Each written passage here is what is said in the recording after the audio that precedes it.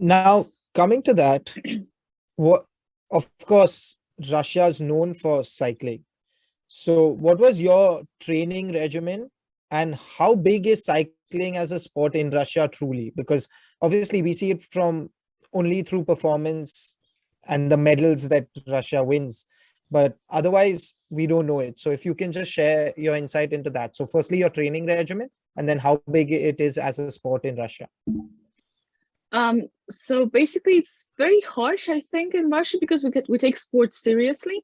It's not that we have some kind of university sports system. If you want to get into Olympic level sports, you need to be part of the Olympic schools. So the training regime, it differs, I would say.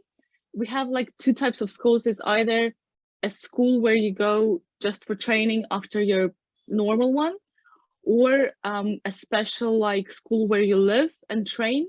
Then the kids that live there, they usually have 2 trainings a day, which is normal, maybe 3 trainings a day, which is also good, even like on national level. So it's even on kids level. So that's what you get. But in terms of my training regime, it was 4 to 5 days a week, usually once a day for 2-3 hours a day, and then sometimes on weekends I had 2 trainings a day in the morning, and they would stay in the track, in the cycling track, and then we trained in the evening. So I think like cycling sport in Russia is still very niche. It's not that developed.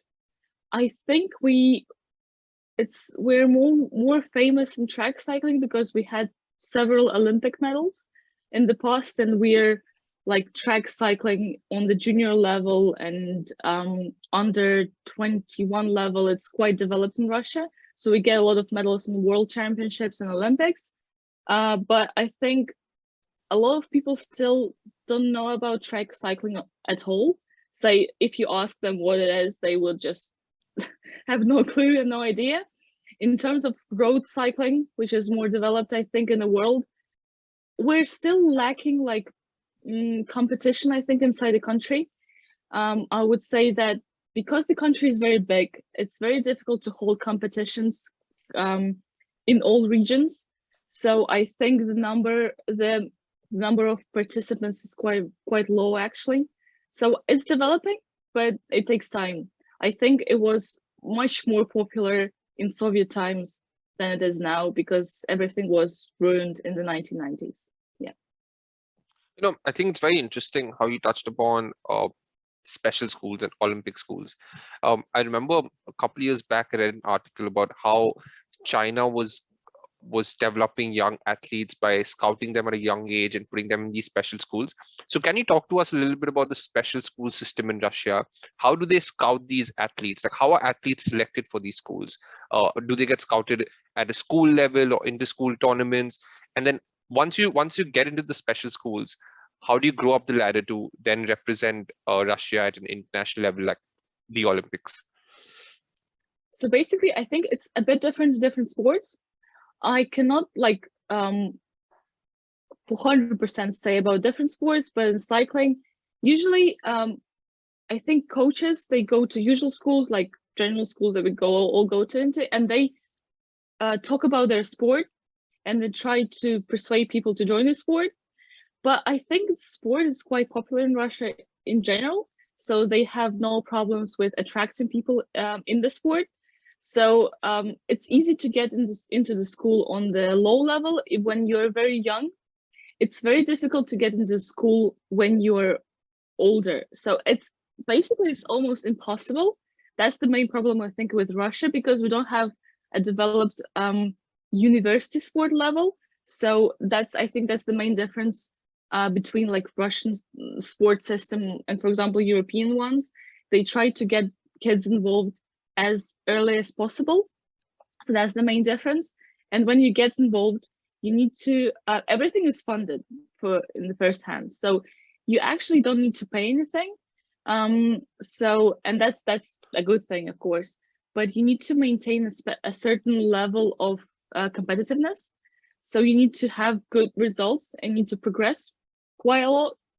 And we have this special, I think it's quite special though, we have how is it called? The unified sport classification system, which was developed in the USSR and is now maintained in Russia.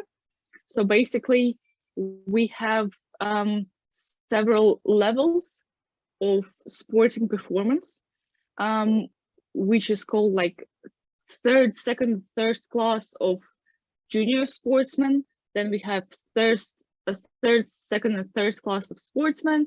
Then we have the candidate in the master of sports level, and like merited, honored of master of sports. And those levels are very important to us because basically people get paid based on those levels. For example, in cycling, to be a master of sport, you either have to be the first one in the national competitions, for example, or you should, if there's a time limit, like if you have a 200 meters flying start, to say so, as a competition, you have to hit a certain time to beat a certain time, then you will get this kind of medal or honor. So it's very important. So I got to a candidate of master of sport level, and for that I got paid like every month a minimum salary.